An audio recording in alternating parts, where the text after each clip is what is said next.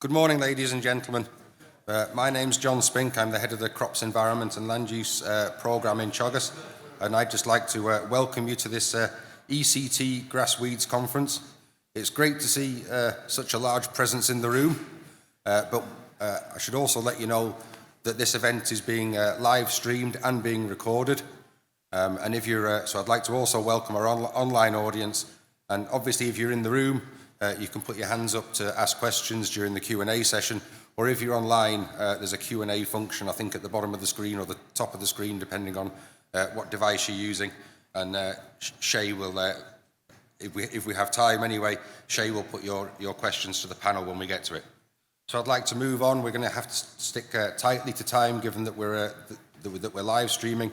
So I'm going to now pass over to Michael Hennessy, Head of Crops Knowledge Transfer in Teagasc, to give an introduction to the conference. Thank you. Okay, thanks very much, John.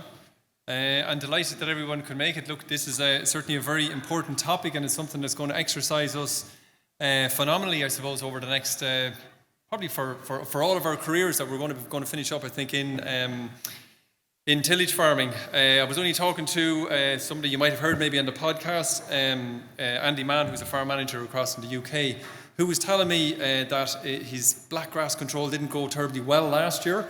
He reckoned he's after losing about 2 tonnes per hectare on that. And this year he's spending between 115 and 140 pounds per hectare on that. So that's about between 125 and 170 euros per hectare on weed control on that. So it kind of brings it into perspective in terms of this is not just about grass weeds, this is about money in your pocket at the end of the day. And that's kind of really, hopefully we'll be getting through some of the elements that will help us with the tools to make sure it doesn't get onto our farms, I suppose, in the first place, and if it is there, how we can actually deal with that at the end of the day. So if we can bring up my presentation, I will go through the few bits and pieces from that. Okay. So, this is the other presentation, the introduction presentation maybe, is the other one. Please, if you bring that one up. That's the one for the end. We'll get to that one eventually.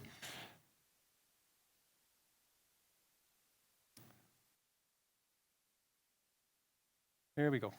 That one. Okay. So for today, we have a lot of things to get through all the way through today, and this is the agenda. In the morning, we're going to talk a little bit about, I suppose, setting up the story, if you like, in terms of, well, how much of a problem do we really have? Because I think there's lots of rumours and lots of things about, it's everywhere and everybody has it, and for sure there certainly is some out there. VJ is really going to fill us in on that because we've done a pretty large survey on that. We're then going to talk we're going to hear a lot from farmers who are involved in this project. We have 5 farmers lined up today to talk to you and to answer questions from you, and we have a video from them all the way through today to really give you an update in terms of what they were doing over the previous 5 years. After that, we're going to do a session around adapting to some of these conservation tillage techniques. So it's really around I heard from John Cousins about how to adapt how weeds adapt to the system, and again we'll talk, or we'll hear from another farm on that end of it.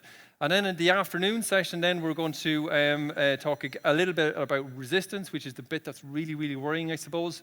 We're going to talk about, if we have blackgrass, how can we get rid of that? And the second part of that is, and to really, I suppose, focus our minds a little bit, if there is, there are herbicides out there, but look, how long are they going to last out there, and what's the new products coming behind that?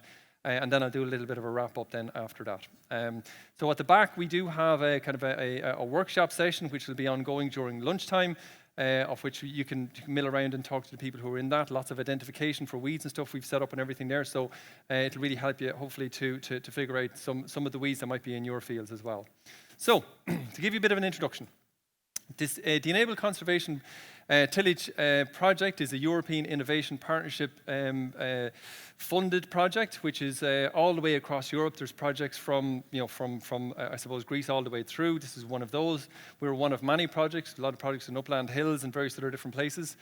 This is the last month of it actually. It's been going from 2019 to 2023. It's co-funded from the European Union and also the Department of Agriculture. Obviously, Teagasc ourselves, we've had a big part to play in it, but also supported by some of our industry partners as well.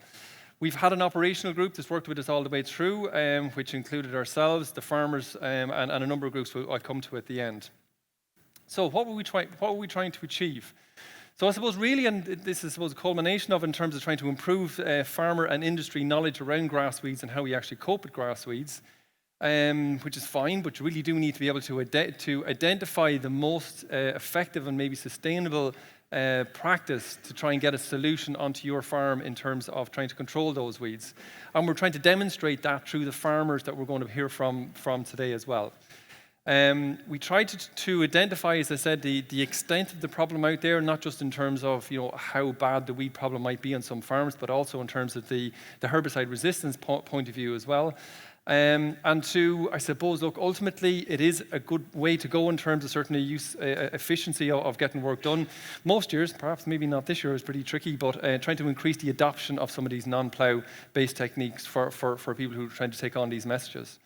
And I suppose finally, I will come to it at the very end, trying to develop some practical tools for farmers and the industry in general, especially the agronomists as well, to try and deal with the spread, I suppose, first and foremost, of some of these grass weeds, to try and stop or reduce that, but also that on farms as well.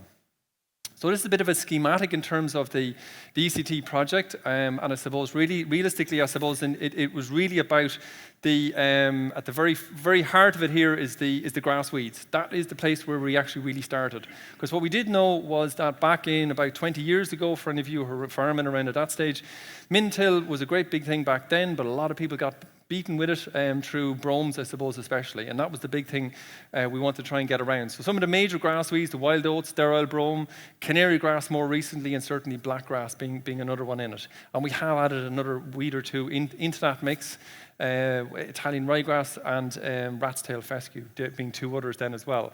So in terms of the grass weeds and that end of it, we were trying to really deal with the cultural control measures, which are all these up here on top, but also the chemical control measures, because they are a part of the system too.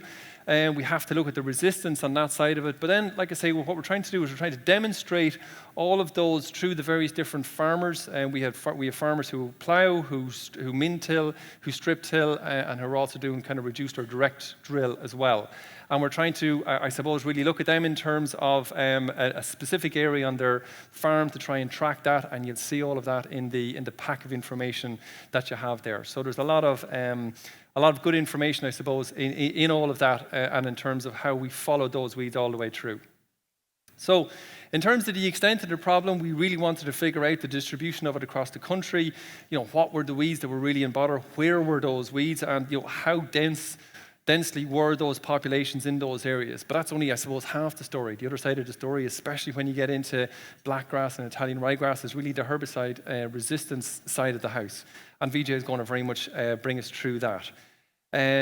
We completed a very large farmer survey as part of this a couple of years ago now, so hopefully knowledge has changed a little bit, but there's contributing factors. We wanted to figure out, was there some things that the min-till guys were doing that were probably slightly different maybe than plough-based farmers, and was that adding to some of the weed populations out there? So we'll have various different results from that. And again, Vijay Bhaskar, my colleague who's been working in this project all the way through, is going to give you the extent of that problem. In terms of our focus farmers, these are the guys we worked with all the way through. These were really brave farmers who put up their hand and said, look, there's a bit of a problem on my farm. Can you come? I'd love to be part of this process to try and see what we can actually get on top of some of the grass weeds are there. So as you can see, we had them all the way from Dundalk all the way down to well into the middle of Cork and everywhere in between. We picked farmers with different cultivation systems, but also we picked farmers with different weeds on those farms as well. So we had a mix of everything all the way through. So again, all of those are in the packs that you have there, and we're going to hear from 5 of these farmers today, and we're going to hear their story, if you like, and ask them questions afterwards. So what do we do with them? So what we did, I suppose, really was over the 5-year period, we sat down with them every year, and we kind of tried to co-design, I suppose, between the advisor and the farmers, some actions that were going to help in terms of reducing that weed burden on the farm, such as on this example here in kind of the light green here, some grass margins, or putting more higher seeding rates for bits and pieces. We tried to track that all the way through. And these are kind of some of the things that we did with some of the farmers. We considered all of these and the things that farmers did. We then counted those weeds as we went, to see what sort of result we got of that each year. And that was kind of we fed that back into it this year. And these are kind of some of the things that we, in terms of the grids or the weed counts we had during the year, in terms of the how bad or good it was. And you can see in the middle one here, you might be able to see it at the very back, but there's kind of yellow right here in the middle, which is a kind of a plough-based scenario, and that had a big effect along the way. But we're going to get to those as we go. So in your case study packs, there's a QR code for certainly the farmers in the room here, and you can view the full video of those. But not all of the farmers are there just yet in terms of the videos online. So we did some other work in terms of cover crops, weed screens along the way, and we had lots of people in seeing those. And I suppose, look, a major part of what we were trying to do was outreach. This is essentially a partly research project, but really very much an outreach project in terms of trying to get knowledge out there. So I'm not going to read all the bits and pieces we've done there, but we have done a huge amount of work in this. And I suppose really to consider in your own mind as well, we've had 2 years of COVID in the middle there, which really scuppered a lot of our plans in terms of trying to get stuff around, trying to get out there and trying to talk to farmers. But all credit to the staff, I suppose, that were involved in this. We've had, and I see too, all the staff are here today that were involved in it. And some of them might have moved on. VJ especially, he's been a core to this entire thing. David Schilder, who's the technician all the way along and did a huge amount of work. Jimmy Staples was with us for a couple of years in that as well, started up the project. Don Mann laterally in terms of the advisor, did a bit on it, and unfortunately it was on my own at the end of it, but still that's the way these things work. We had lots of help from specialists, from researchers as well, but also we couldn't have happened without these focus farmers. They were certainly the core of it in terms of trying to get the information across and trying to make sure we had everything we were going to do in it. So Tillage Advisors Operational Groups. Look, we had a lot of help, and I'm going to come back to this again. This doesn't happen. A project like this, being a co-created project, doesn't happen without an awful lot of people working together to try and get the result we have. So look, I'm going to leave it there. Hopefully we'll get through all of the elements that I touched upon here. It gives you a flavour of what we're going to talk about today.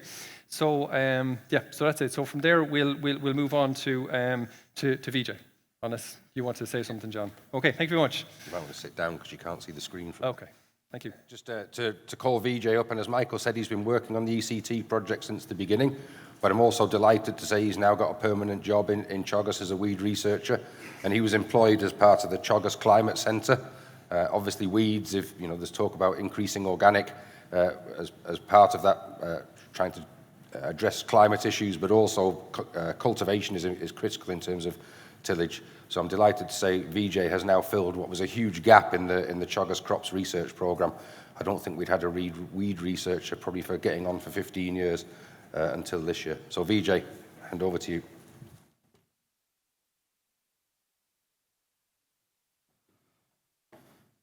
Okay, thanks, John. I suppose some of you might have heard this presentation early in National Tillage Conference, some portion of this presentation, but it is worth revisiting this survey that we conducted in 2020 and see where we are in terms of resistance evolution in some of the main species, and which I'm going to discuss later in this afternoon. So, as a part of the ECT project, we conducted a nationwide survey to assess the extent of grass weed problems across the country. For the survey, we identified 103 farms across the main southeast tillage region, of which 62 were plough-based and 41 non-inversion tillage. The percentage of surveyed farms in each county is shown on a map with a large number from Kildare, Meath, and Wexford counties. The grass weed survey had 4 components: recording farmer and farm profile, assessing grass weed pressure in the year 2020 and again in 2021, and simultaneously collecting samples for resistance work, and lastly, recording weed control tactics used on each farm. Let's now move into the first component of the survey, farmer and farm profile. Different socio-demographic characteristics like age, education, and so on is given on the x-axis, and the percent response is given on the y-axis. The black bar indicate plough users, and the gray bar indicate non-inversion tillage users. The response was categorized into 4 groups, and we found that The majority of non-inversion tillage users were younger, between 25 and 40, while the plow users were mostly between 51 and 64. Again, the response of education was grouped into 3 categories. More than 90% of non-inversion tillage users had a year or more of a formal third-level agricultural education compared to 79% of those that were plowing.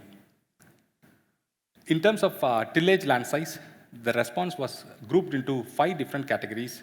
And again, as highlighted in the box, more than 70% of non-inversion tillage users were farming more than 100 hectares of land compared to 45% of those that were plowing. In terms of resistance awareness, more than 80% of the respondents were aware of herbicide-resistant grass weeds present in the country.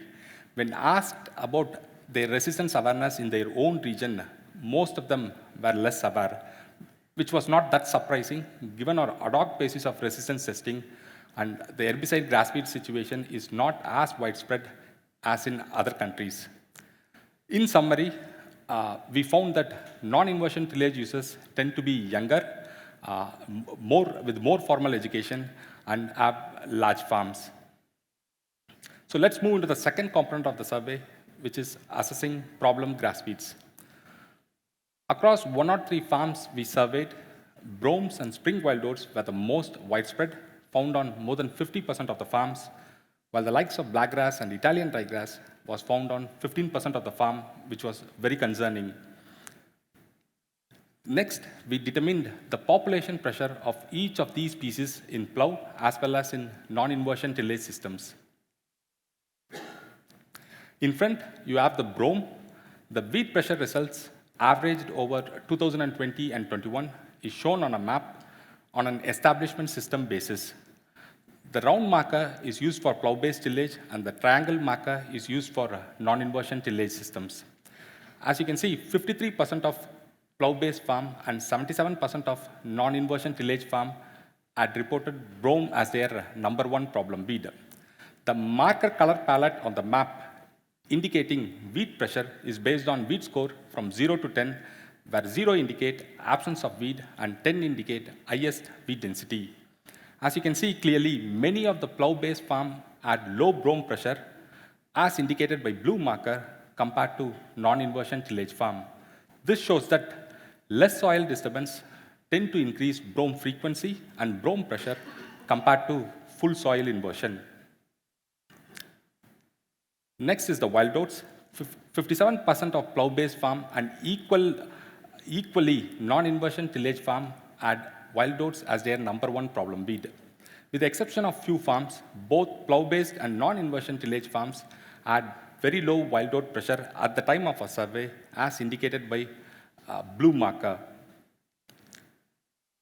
With Italian ryegrass, the frequency was quite similar. Perhaps it has to do more with the reduced sample size from the non-inversion tillage systems.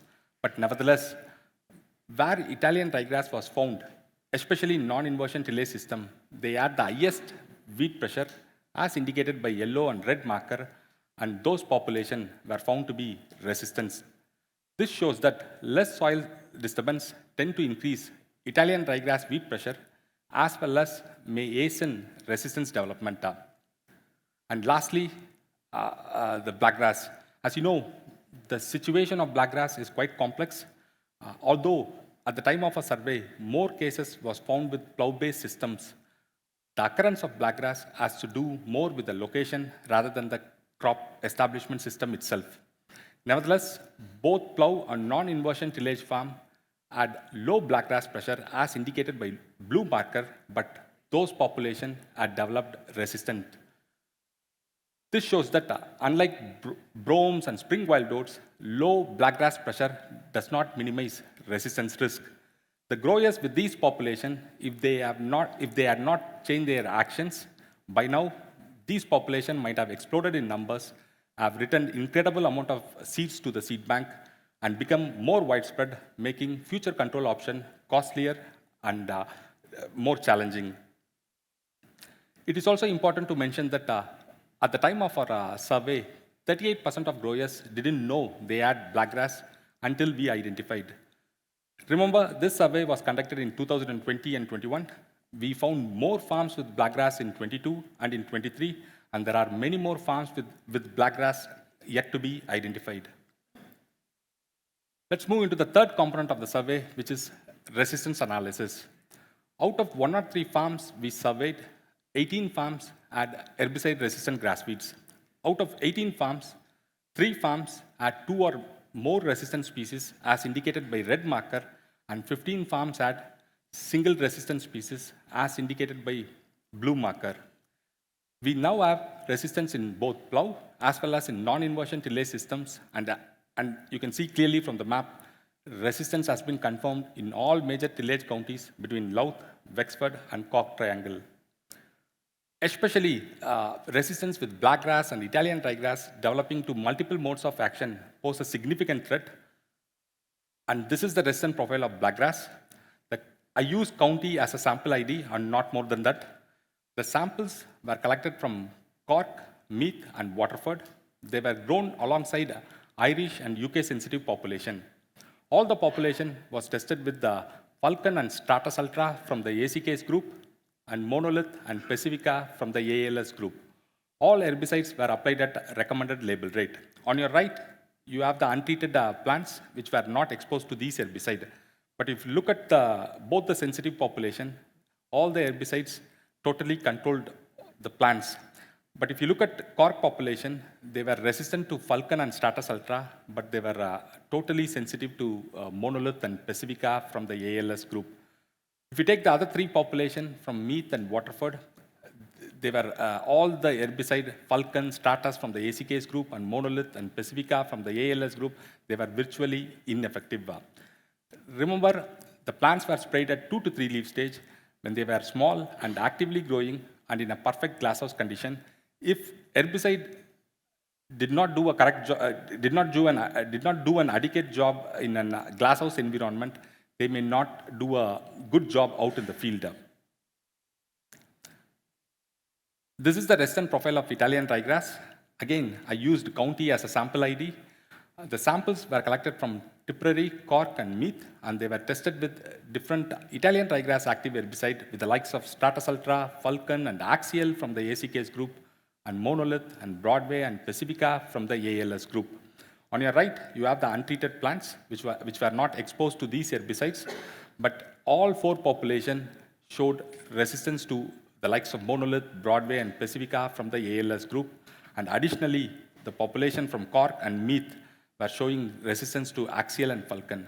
But Stratus Ultra was found to be effective on all 4 population, indicating there is a possibility to control these population in a non-serial break crop situation.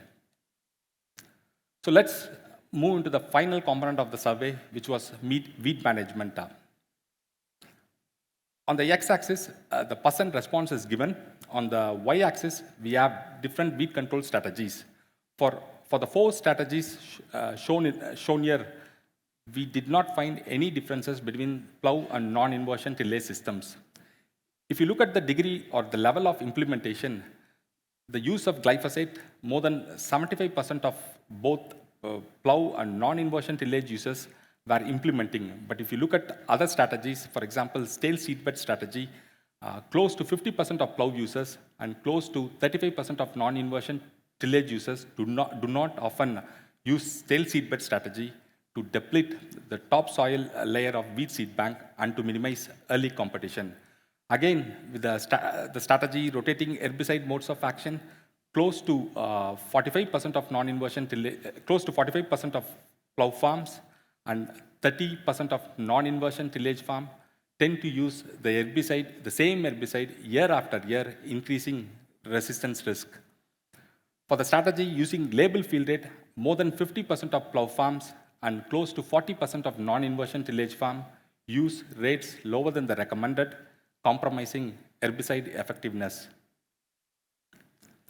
And for the other 3 cultural strategies, whether it is a sowing time or the types of rotation, we did found a significant difference between plough and non-inversion tillage system.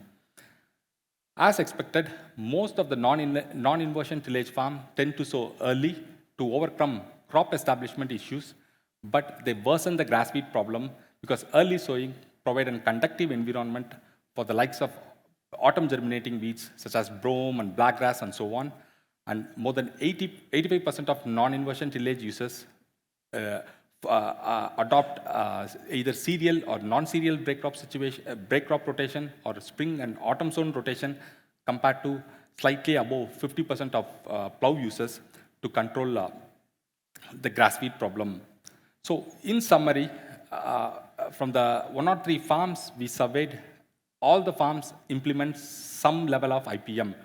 But despite higher adoption of IPM from non-inversion tillage users, they tend to increase weed pressure, especially with the likes of bromes and Italian ryegrass, and in some cases, it may hasten resistance development. So the grass weed survey has identified a number of concerns, especially the apparent speed at which resistance is developing in blackgrass and Italian ryegrass, coupled with the resistant wild oat and reduced sensitivity evolving in brome population makes weed control more challenging. The survey also showed that earlier sowing coupled with non-inversion tillage provide a conductive environment for the development and proliferation of grass weeds like bromes and Italian ryegrass. We are also seeing the emerging problems or new weeds with the likes of lesser canary grass or rat-tail fescue. Especially rat-tail fescue favors less disturbed soil, and the glasshouse testing showed that they exhibit natural tolerance to most of the ACK's group. And lastly, the EU regulation, tighter regulation on plant protection products, all will make future weed control more challenging. So what we need to do, we need to develop cultural and non-chemical IPM strategies for grass weed control, but not enough research has been conducted for our climate and cropping systems. Today, growers and agronomists must walk their crops, be vigilant for new weeds and resistance cases, get your samples tested. As you know, we do a free testing service from the Oak Park, and also make sure they practice each and every IPM, including adopting good agricultural practices and on-farm biosecurity measures. And that's it. Thanks. Please. Yeah. Thanks, Vijay. We'll now have two short videos from two of the focus farmers, Gareth Brown from Wexford and Simon Neville from Wexford as well. And then I'll invite the two farmers, Michael and Vijay, up to the stage for about 15 or 20 minutes if we have time for questions and answers. So if you have any questions, make a note of them so you don't forget them, or if any come up during the next two videos, make a note and we'll deal with them at the end. Hello, my name is Michael Hennessy. In this series of videos, Shay Phelan, Kieran Collins and I will visit farmers who are working with the Enable Conservation Tillage project over the last 5 years.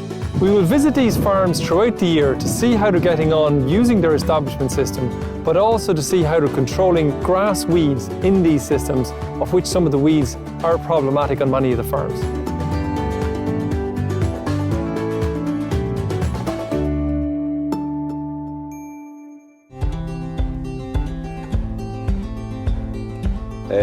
My name is Gareth Brown. I'm farming here just outside Enniscorthy in County Wexford. Farming a partnership with my brother for the last 25 years. It's an all tillage operation where we grow a lot of winter cereals, spring cereals, winter-eyed cedar rape and spring beans. We're farming, it's a Clonroach type soil here, which would be very free draining, very suitable to spring barley. And I'd say the average rainfall is around 800 mil a year. Wild oats is one of your bigger kind of weeds here, and you have resistance. How did you figure out that you have resistance in your wild oats? It's when you go out and spray a field and this same patch keeps appearing every year, and you're putting it down to on the day that you did something wrong, but now it ended up that it was these same patches were appearing every year. We got the wild oats tested in Oak Park and it proved they were resistant. Also, you have a strip till drill in the system. How does that work, or is that going to become more or less of a part of your system as you go along in the future? Yeah, in 2013 we introduced a strip till into the system. The thinking was there'll be less disturbance. It will actually sow into a stubble, or at least, and we thought less disturbance would bring up less weeds, but the wild oats still did come through on it, and it didn't reduce it a lot. We still use it. This field here is drilled with winter wheat. We drill our beans with it, but Mint Hill is our main zone system. On the day, I met Garrett Brown and his tillage advisor, Kieran Hickey, to chat about the validation area and how weed control was going in general on the farm. On each farm, the ECT project selected a field with a high weed burden to monitor management practice. The ECT project staff used a grid methodology to count weeds each year before harvest. The results reflected how successful or not the weed control measures worked. On the map, squares coloured blue or green have a low weed population, and squares coloured orange or red have a high weed population. And then coming in then to 2021 then, you were going to put in spring barley then again in 2021. How did that work out? You used Axial Pro again, did you? Yeah, it was more of the same, and the patches came up in 2021. They hadn't come up in 2020, so this is why spring barley went back in again in 2021 to see had the wild oats gone or whatever. But 2021 they did come back up, and they were there. Axial was used, and we tried to hand rogue them that year. So at the time of counting, as we can see in that there's a good few wild oats in both the stable field and the lawn field, probably more so in the lawn field, the field we're standing in here now. Yeah. Probably a good few in it, but you hand rogued most of those after the count was done.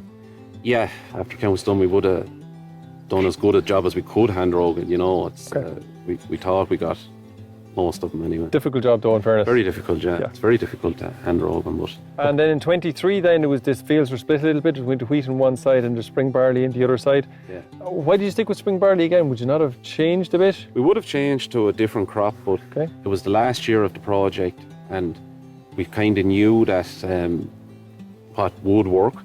We weren't sure about Avidex, that product, so we said we'd go back with spring barley and we'll try Avidex on it and see how that had worked, spraying a pre-emergence. So Avidex, the pre-emerge, needs nice moisture to control the wild oats coming through. Yeah, which there was this year at sowing time. And in the winter wheat, what did you use over there? Broadway Star. Okay. And pretty good control over there. Okay. It's took out there, but why we wanted to try the Avidex on this field is just we have a few other little areas where we have resistant wild oats, and it'll be nice to know going forward whether that will work when the conditions are right. So, how did the Avidex work again this year? The Avidex worked very well this year. We were delighted how it worked. The conditions at sown were good for using the Avidex, so we're delighted how it came out. Going forward, we'll be practicing a better rotation to control wild oats. And of course, in this field, you have some resistant marigold as well, which makes that rotation trickier as well, does it? Proven to be a bit trickier when you have resistant wild oats and resistant marigold. So that's going to be a little bit of a challenge going forward. Which one do you take out, you know? So no silver bullet for everything. No, so it's going to have to be decisions made, and you could be in some crop you're going to have to try hand rogue where you're going to take out the marigold, but look, it'll have to be done whatever way. Simon Neville from South East Wexford, all tillage. Went Mint Hill about 12 or 15 years ago. We went into a mix of crops probably in the last 6 or 8 years. We probably grow about 6 different crops on the farm at the moment. So Simon, you've been at Mint Hill for a long time now. What sort of things have you changed? Are there a few things that you can identify that you might have changed over that period of time? I suppose land has got easier to work, Michael, and we wouldn't be tilling as deep possibly. And even if weather is suitable or after a dry harvest, we might till very light. And were you finding that your winter barley was creating more problems than maybe? Winter barley, I found, I was moving a lot into winter barley, kind of continuous winter barley, but I ended up getting brome issues, and that kind of finished that. Is brome much of an issue now? It's not an awful issue, but it would be still there if I sowed winter barley a lot, like, yeah. You've other grass weeds there in the system. You have some wild oats. Some resistant wild oats have showed up in the last 3 to 4 years. Okay. It's an issue, yes, definitely for spring crops. And you also have some canary grass on the farm as well? That's right, but with that kind of, I think under control, I suppose it's easy control as long as Axel works. We have it confined to, as far as now, to one field. We just got a small field in a corner of the field last year when we were roguing wild oats, but I've found it nowhere else yet, anyhow. But I think it was just in time getting on top of it, basically, we're on top of it, but it's still there. We've done plant counts and all, and there's plenty of it there in the spring, still. We had spring barley in the field last year now, and there's quite a lot of it showing up. Still there. But then the Axel took it out. Simon, the rotation that you decided upon was, you might remind me what that was? Well, in 19 we had spring barley, and in 20 we went for winter oilseed rape, and 21 wheat, okay. And then 22 we went with spring barley, and beans then for 23. For this year. And hopefully winter wheat after that's the plan. Winter wheat after that, yeah. So as you can see, in the very first year we got out, we managed to do some weed counts, and we had in the springtime, before the spring barley was planted, and you could see it in it there. So you can see, but at the bottom end of the field here, the bottom end of the field was always the problem. Now we done a zero till in that area that year, alright, yeah, but I don't think that had a great impact one way or the other. Okay, but there was a lot of canary grass down that end of it. There were, yes. But of course, you put in spring barley into that field, and you applied a herbicide. What did you apply to it? We gave it a full dose of Axel Pro. Axel Pro on it. And did it work out reasonably well? It done a good job on the canary grass, anyhow, I would think. But there was a few stragglers, just according to very few stragglers now, I think, yeah. Even down to maybe a few plants in the field. We went to winter wheat, and then we went back to spring barley after that, John. Spring barley back into that then in 2022, and used Axial Pro again, did you? That's right, yeah, full rate of Axial Pro. Full Axial Pro. And how did that work out? It done a good job on the canary grass, anyhow. Okay. Not so good on the wild oats, though. There was a few left in wild oats? Definitely, yeah, definitely, okay. Yeah. And did you pull some of those as well, did you? We pulled some of them, yeah, and we got stung by bees and things when we went home, but that's what happened, anyhow. Right, that was the end of them, so that was the end of that, yeah, we give up. Go back to those yeah. No, we got them out, but anyhow, most of them before the harvest, yeah. Okay. And this year, 2023, then, you have beans in the background? We had beans in the field this year, yeah. Okay. So in terms of weed control, you used Stratus Ultra, did you? We used Stratus Ultra, and then we used a claw and a tramline, or two tramlines as well. And why did you do that? Just to see was there any maybe difference. Maybe one product might be better than the other. What are the few learnings that you've taken from all that from over the last 5 years? Well, supposed to be aware of all the different grass weeds, and you've some hope of doing something with the problem then. Rotation is probably one of the big key factors for grass weeds and cereals, anyhow. Oilseed rape will be by far the best, and hopefully beans will do a reasonable job as well. But really what I say to anyone now that comes is try a bit first, because they usually come back and say, I done a bit and it's not near as good or it's better or whatever. Well, they don't come back to tell you if it's better, they'll only come back if it's wrong. So try a bit and see what you think yourself, really, is what I think. The time saving is unreal, and it definitely helps the condition of the soil. Towards ploughing, I would have had fierce problems with soil erosion here before we stopped ploughing, there'd be wind or water. The mid-hill, it leaves a bit more body in the land. Actually the wet land seems to take the weather better, and the dry land doesn't blow away as much or wash away maybe.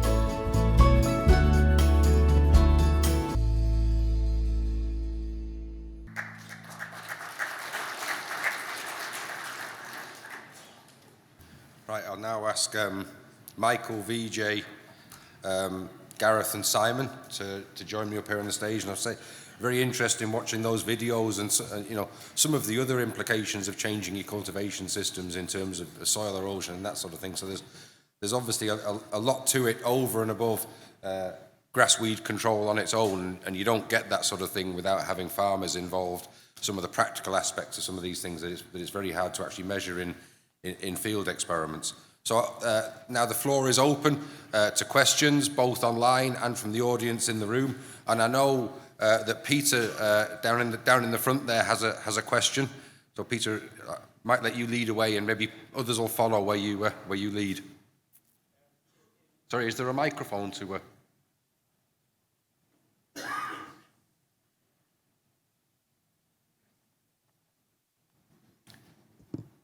Down in the centre here.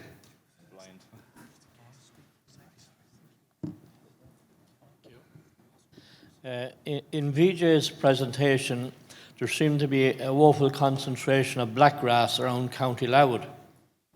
Is that attributed to mushroom compost or British straw, or what's the factors that are affecting it?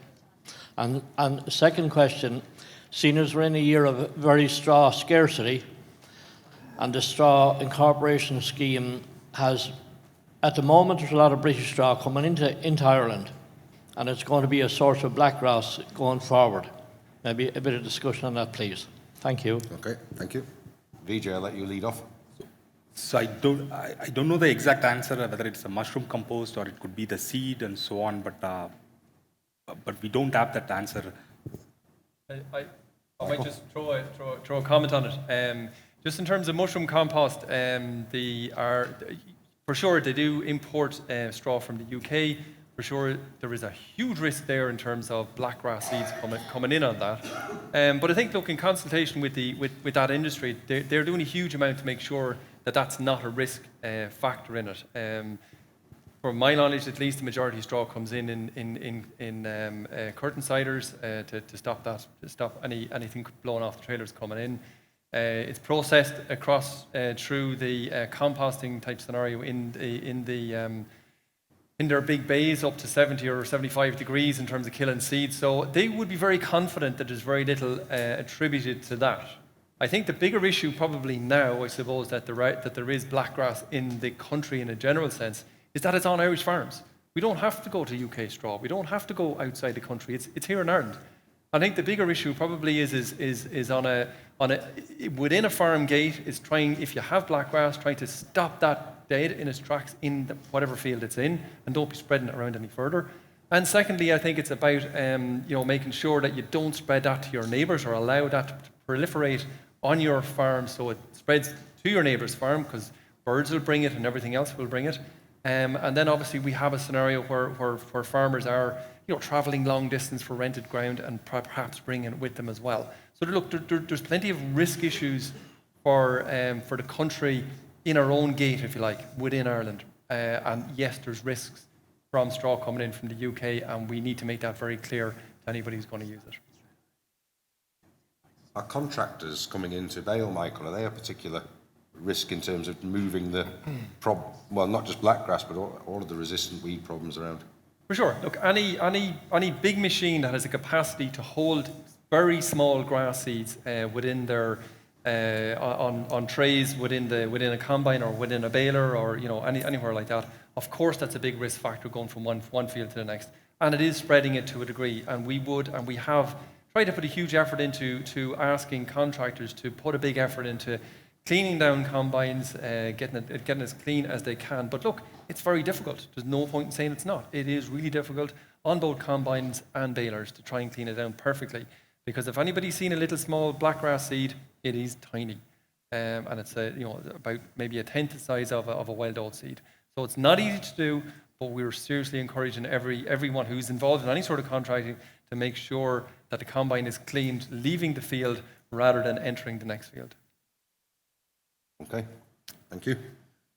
Do we have a question online, Shay? And if you have a question in the room, put your hand up and someone will bring you the mic, and then we'll move on to you afterwards. Yeah, John, I have a couple of questions here for Vijay and for both Garrett and Simon. I suppose to start with Vijay first, two here. How quickly can grass weeds build up resistance to herbicides? And I suppose the second part of that question is, Vijay, is application rate important? And I suppose the other one here I have for you is, if a population, you mentioned ALS resistance, if a population is resistant to one ALS herbicide, does that automatically mean it's resistant to them all? So for the first question, I suppose it depends on the types of herbicides involved, the frequency of use, and the weed species involved as well. But when you are looking at the likes of ACKs and ALS post-emergence herbicide, I suppose they carry the maximum risk. And if you look at the outcrossing species like blackgrass and Italian ryegrass, they could develop resistance within 3 to 4 years of continuous use. And for the second question, I suppose the rates are important. So if you apply the full label rate, at the correct dose stage, it will cause high mortality of the target species. If you use rates lower than the recommended or spray on older plants or non-uniformity in application, all might lead to poor weed control and perhaps resistance development, especially the metabolic resistance, which we know may develop due to the use of a lower dose rate. Yes, for the ALS herbicide, it depends on the mutation site, I suppose. We have seen in, for example, in poppy, for instance, it is resistant mostly to Pacifica, but still the other ALS chemistry like Broadway Star would be effective. But for the grass weeds like the likes of blackgrass and Italian ryegrass, if it is resistant to an ALS chemistry like Pacifica, it is more likely that it might be resistant to Broadway Star and monolith as well. You had a question for Simon and Gareth as well, did you? Yeah, there's a question that says from their own parish down below. Did you get everything drilled this back end? And if you didn't, do you think that's going to impact on your weed control going forward? Gareth, you might go first, would you? I got my winter barley drilled and wheat and OSR, but rye I got bet on it like it was going to sow it in heavier land this year. It just happened, the conditions weren't right, and I sowed 36 odd acres and probably have lost 3 or 4 of it, like I'd say, at least, maybe more. So that's where I stand at the moment. Okay. Yeah, for not being able to get the rye in, we'll have a bit of an impact for wild oats control, because I was wanting to put rye in a few problem fields. Now I'm down to maybe trying beans or something, and I don't think resistant wild oats controlling beans is 100% success. Going from last year's issue I had. Okay. And yourself, Gareth? I'd say we got about 50% of our winter corn sown. It won't be a major challenge in the spring because we wanted to sow rye as well. So we're going to have ground now that is resistant, that spring barley won't work in, and beans are under pressure. So it's going to be a challenge for the spring. What we're going to do, we wanted to put more wheat in and rye. So it's definitely a challenge for the spring.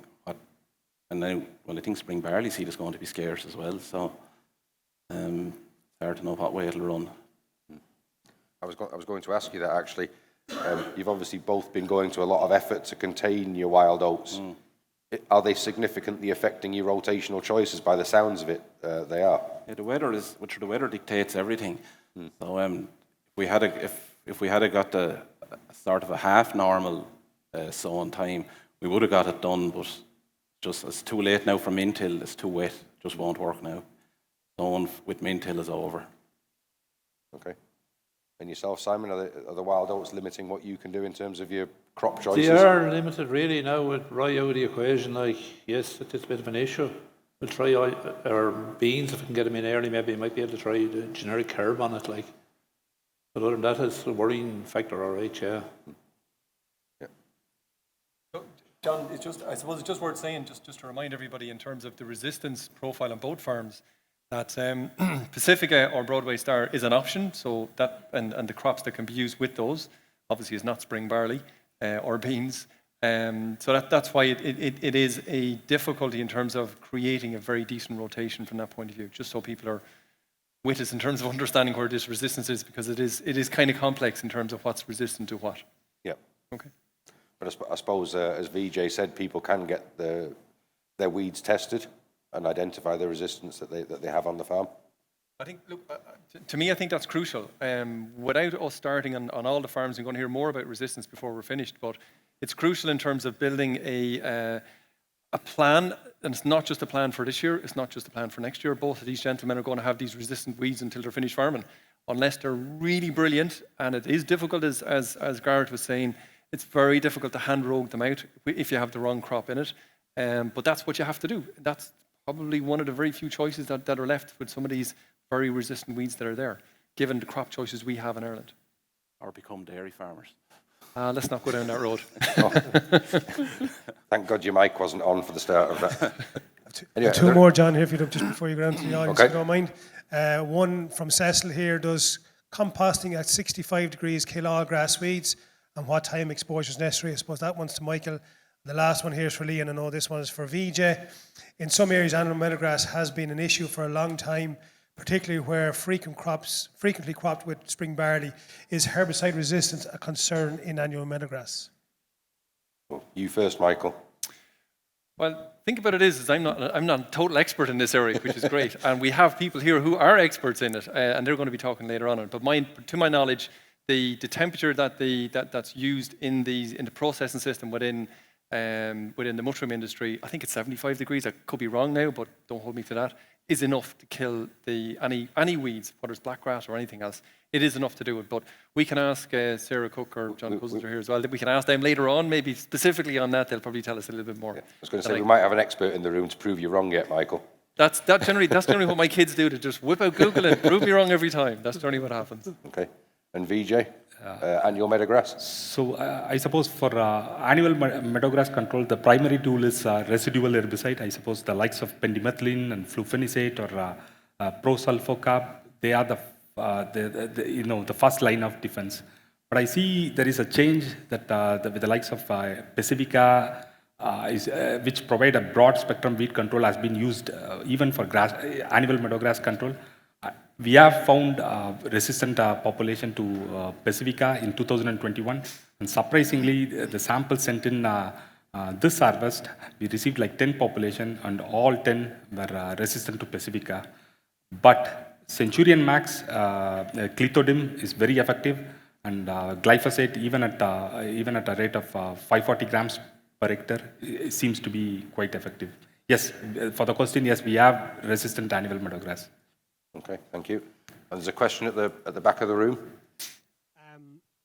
What is the life of a dormant blackgrass seed, and should there be some sort of an incentive while there's not a massive blackgrass problem across the country to take a zero tolerance approach and to incentivize those farmers that have a grass problem with blackgrass to take that out of crop production, to incentivize them to do it for that period of time while a seed can be dormant? Okay, well, I'll maybe pass the first part of the question to VJ. What's the lifetime of a blackgrass seed? How long can it lie dormant in the soil? Less than 5 years, I suppose. Less than 5 years? Less than 5 years, yeah. Okay. And I don't know about the second. I'll let you have the second half of that question, Michael. Should people be incentivized to take badly infested or infested land out of production until it's cleaned up? Well, you see, you can look at it in both ways, and it's, I suppose, a lot of people talk about the government's got to compensate me for something, for the next thing. But I think we need to look within their own farm gate, first of all.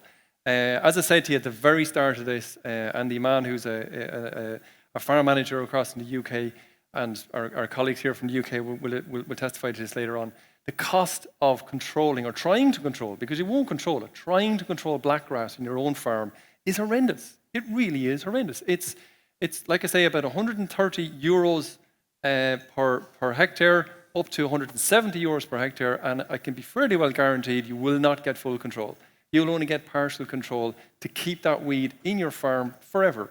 And you'll probably spread that around. And we'll come to one of our farmers who has blackgrass on his farm, trying to do as much as he could, but he'll testify to that story afterwards. But the point is, I think the incentive should be more than good enough within your own farm to actually do the right thing, to save yourself money in the long term. And yes, we can look outside for maybe a government scheme to do that. But if it was me personally, I wouldn't be waiting for a government scheme. I would be taking action myself on my own farm. And I think I guess the first thing, Michael, is to do everything we can to avoid spread, not just within the farm, but to neighbouring farms. And we have, there's at least 2, if not 3 of the farmers we've been working with who got blackgrass on their farm. They were good enough to spot, maybe with some of our help, but were good enough to spot 2 or 3 plants, or 10 or 20 plants, whatever it was, enough to hand rogue at the very start. And they don't have blackgrass because they stopped it at the source. And that's really where all farmers, the majority of farmers don't have blackgrass. They don't have these problematic weeds. And that's where we should be starting. getting those few heads that are there at the very start, and we need to become better at hand roguing. It costs time and it's money and it's hard to do, but we need to get better at it. Okay. I think in general. And I guess that was our experience in Oak Park as well, where we inadvertently introduced some blackgrass with some wildflower seeds, but we took a zero tolerance approach probably for 3 years. And fortunately, we seem to have got on top of it. Yep. I should say it was British wildflower seed. Sarah can deal with that later. And so you have another question at the back. Yeah, I have a question and a comment, really. I'd like to ask both farmers there, are they reluctant to go near the plough, or what's the problem there in a year like this? And the other, put things in context here. We have, we're here in Ireland, we have twice the rainfall that we get in the south of England and the east of England. So I think there's a bit of, lads have to be a little bit more flexible in their approach. I'm not pointing fingers at the farmers there or the advisors, but there's a big, we're dealing with different soil types here, lots of rainfall. So there's a place for the plough, not every year, but certainly like in a year like this and last year. And remember, we're getting more rain every year. So I'd like maybe the guys to comment on that. Yeah, well, Gareth? see, to do the thing right, you probably need 4 or 5 different sores, and ploughs. And I don't have a plough or a power harrow, and that's the only thing that would work now. But there's heavy pressure on Roundup at the minute, and if that ever goes, sure, we'd be all back ploughing. But I'd say if January, February came middle and dry, we'd still sow winter wheat up to the middle of February if it was dry enough. The way the climate is going, land could be bone dry now in January. So you just have to adapt to the situation, and we might get more sown then. But I wouldn't be anti-plough if it needed to be ploughed, personally. Okay. I wouldn't consider going back to ploughing, I don't think, with the last resort. When I ploughed back maybe 20 years ago, I'd broom in spring barley, which is kind of rare. The hedges are full of it at home, so it's going to be there anyhow.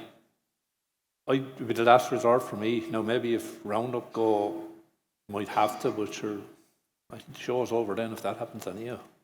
Or some alternative is not found, for Roundup, to do the same job. Yeah. And is that last resort because of the issues in terms of erosion that you mentioned in the video? That would be some of it, but sure, it's worked, it's all the plough, workload, you name it, not everyone is good to plough, not saying we're all great to grub or anything here, but it's relatively simple, Yeah. Anyone that's said to drive will probably manage to grub or disc or whatever. Not everyone likes to take on a job of ploughing. And the cost of it as well, and the erosion will be another one, yeah. And I've seen land ploughed around me now this year and sowed, and I'd say it's actually worse than mine as regards a crop establishment. And it's not any great lot wetter. So for me, I'd stick, I think, with some form of inversion tillage. Maybe consider direct drilling, but I wouldn't say that would work in this situation either. Or maybe into strong cover crops, I don't know, but that's not simple. You really have to be sowing winter barley to get a strong cover crop. Sowing cover crops in September, I'm sure it's a waste of seed, in my opinion. Yeah. For anyone that be for acres or whatever, it shouldn't be allowed, I think. You should be paid to sow the year after or something Yeah, I mean, if you want cover crops to perform, it has to be sown early, yeah. It has to be early spring barley or winter barley, ideally. I'm sowing them in early August, even down where I am. I've seen some myself, there's the fewest sow, there'll be about 2 weeks in the difference of sowing date, and it's like cheese and chalk, the two crops, for no other reason. Yeah. I've seen that over the years, and so has everybody else, I'm sure. Yeah, we have. There was also, I noticed in VJ's survey, there was a strong effect of farm size on cultivation choice, in that I think it was under 100 hectares. The majority of people were plough-based, and over that, there was a much more of a predominance of min-till or non-inversion tillage. And does anyone want to comment on that? Michael, I don't know. Well, Garrett is probably very well placed to comment on it. You have a relatively large farm size, and was that a reason why you changed a little bit in the first place in terms of labour? Well, labour is one, but On our system, like we've no livestock, and we thought after ploughing, constant ploughing, the ground seemed to get harder to till after. So after min tilling, ground is definitely more friable and easy work. But if you're able to get dung, slurry and all, that's what makes land, you know. But we just found the min tilling was brilliant. It was easy till, you know, after the ground came up lovely to sow into. But if you have access to slurries, dungs and all, that's what really puts heart in land. But just the constant ploughing and no dung and slurry, we found land was getting, just didn't break up nicely, you know, and that's why we changed. And then a labour thing as well. You know, sowing winter corn back when we started was 25 years ago. You had the 2 tractors in the field and a press and a sower. You needed an army in the field, like, where the other way you just had the grubber and you followed it with the sower. It was so simple. But the weather is changing, definitely. Like, the autumns are getting harder to get winter corn sown in our system. So, see? Yeah, look, I suppose, look, in Garrett's point is well made in terms of the weather changing, but look, we have to be realistic about everything in terms of, you know, we get 2 years and we can pivot very quickly, and but that doesn't necessarily say us that you've been on it for 25 years and you get on relatively well over those 25 years in terms of getting all the crops in. We're going to have bumps in the road in any system, no matter whether it's plough-based or any other based system. And unfortunately, that's just farming. We just have to roll with it a little bit. And if the weather does change really badly, I'm sure certainly the farmers beside me and everybody else will change relatively quickly to adapt to that. Yep. Okay, thank you. I'm going to have to draw a line under it there because I'm over time and I'm being given out to. So thank you all for contributing, whether it be the videos, the presentations, or as part of the panel. And I'm sure you'll all be around at lunchtime if there are other questions and possibly for the workshop at the end. And I now need to hand over to Siobhan Walsh to chair the next session. So thanks, everyone. Thank you.